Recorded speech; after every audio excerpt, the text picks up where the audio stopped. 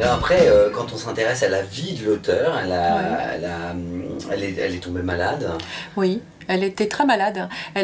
Sa vie en elle-même est intéressante au sens où effectivement elle est morte jeune, donc elle a une œuvre assez brève, mais elle était atteinte d'une maladie auto-immune très lourde qui s'appelle le lupus érythémateux et dont elle est morte parce qu'à l'époque ça ne soignait pas, donc et qui était très invalidante, elle souffrait beaucoup et donc toutes ses forces ont été mises dans l'écriture.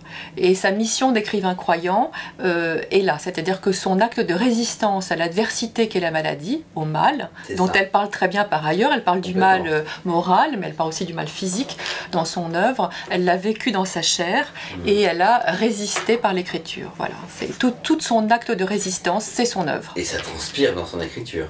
Oui, l'écriture est vraiment élevée chez elle à un acte de foi. Quand vous avez travaillé sur ce livre, Flannery O'Connor,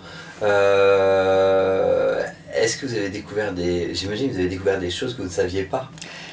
Surtout en allant en faire moi-même un voyage dans le Vieux Sud sur les traces de Flannery O'Connor. Oui, c'est ce que vous dites. Oui, exactement. Oui. J'ai été visiter sa maison d'enfance à Savannah, puis sa maison, son refuge de Milledgeville où elle a écrit l'essentiel de son œuvre. Je dis refuge puisque comme elle était malade, elle bougeait très peu. Elle donnait quelques conférences dans le pays, elle a quand même un peu bougé, mais l'essentiel, elle était quand même recluse dans cette ferme qui s'appelait Andalusia Farm. Et donc j'ai visité tout ça et c'est vrai que encore à l'heure actuelle, quand on va sur les lieux, on ressent finalement rien n'a bougé et on a l'impression qu'elle est là et on comprend surtout l'œuvre en voyant aussi ce que c'est que le Vieux Sud qui finalement a assez peu bougé aussi. C'est vrai que je parlais d'enclave, mais on est vraiment dans une enclave très particulière. C'est les États-Unis qu'on connaît moins en fait. C'est des États-Unis, oui. C'est moins touristique, hein, on est d'accord, parce que même vous, quand vous faites la démarche d'y aller, tout de suite on vous conseille d'aller ailleurs. Bien sûr, c'est pas forcément ce qu'on va voir en premier lieu. Et moi, c'était vraiment le Sud profond que je voulais voir. C'était ces États-Unis-là qui m'intéressaient bien plus que New York ou que j'ai vu après d'ailleurs. C'était ma première entrée en matière aux États-Unis, c'était le Vieux Sud. C'est drôle, c'est vraiment pas commun. Non. Ce livre, pour quelles raisons les lecteurs doivent-ils s'y intéresser pour vous? Alors je pense qu'ils doivent lire Flannery O'Connor, mais peut-être que ce livre peut, en tout cas c'était mon ambition, de expliquer un peu aussi le contexte et l'œuvre, alors le contexte historique et puis le contexte, on vient de parler de la vie de cet écrivain, c'était une femme aussi, l'œuvre est intéressante parce que à la fois il y a cette dimension spirituelle et à la fois elle est très drôle, il y a aussi une ironie, une causticité, une alacrité très importante dans cette œuvre qui la rend donc très digeste au fond, mais peut-être parfois un peu difficile à comprendre. Je dirais que l'arrière-plan spirituel est peut-être un peu difficile à comprendre et je pense, en tout cas j'avais cette ambition en écrivant ce livre, de un peu mâcher le travail et expliquer justement tout ce contexte à la fois historique, littéraire et puis le vécu de l'auteur. Est-ce que c'est aussi pour donner envie aux lecteurs qui vont vous lire finalement de retourner vers l'œuvre de Flannery O'Connor? Bien sûr, c'est une œuvre alors qui est très connue aux États-Unis maintenant, qui a été très mal comprise dans les années 50. Elle a une très grande exigence, c'est quand même une œuvre littéraire de haut vol, donc effectivement il faut s'attacher à la lire avec cette exigence aussi nous lecteurs.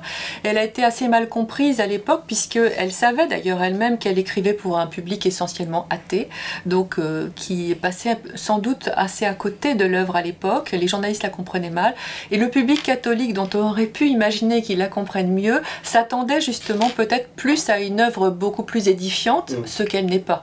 Donc elle était un peu comme ça difficilement comprise, mais curieusement beaucoup mieux comprise en France, où elle a été traduite à l'époque, rachetée par les éditions Gallimard, et maintenant toute l'œuvre a été traduite.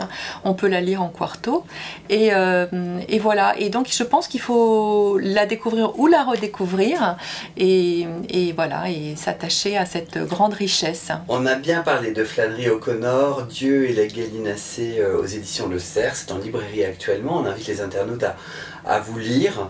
Est-ce que vous voulez vous attacher à d'autres personnages comme ça ? dans le futur, vous voulez dire? Écrire sur d'autres personnages. J'aimerais beaucoup et j'ai beaucoup de plaisir. J'écris des romans, vous le savez, et j'écris aussi des essais. J'avais écrit 2 ouvrages sur Etty Hillesum, donc voilà, plutôt à dimension spirituelle, hein, des femmes. Bien sûr, oui, j'ai envie de continuer aussi dans cette ligne-là. J'en ai d'autres en tête. J'en ai d'autres en tête, mais je ne vous dirai pas tout. C'est ça, j'ai senti que vous gardiez. Je garde le mystère, moi aussi. Mais c'est bien, c'est bien. Puis bon, vous continuez vos romans. Bien sûr, bien sûr, bien sûr, les 2 lignes, mais qui n'en font qu'une en fait. Peut-être que c'est pas toujours le même public, quoique certains lisent les 2, mais au fond, je dis la même chose dans les essais et les romans. Je ne les dis pas de la même façon. Voilà. Alors je suis d'accord parce que c'est quand même très romancé.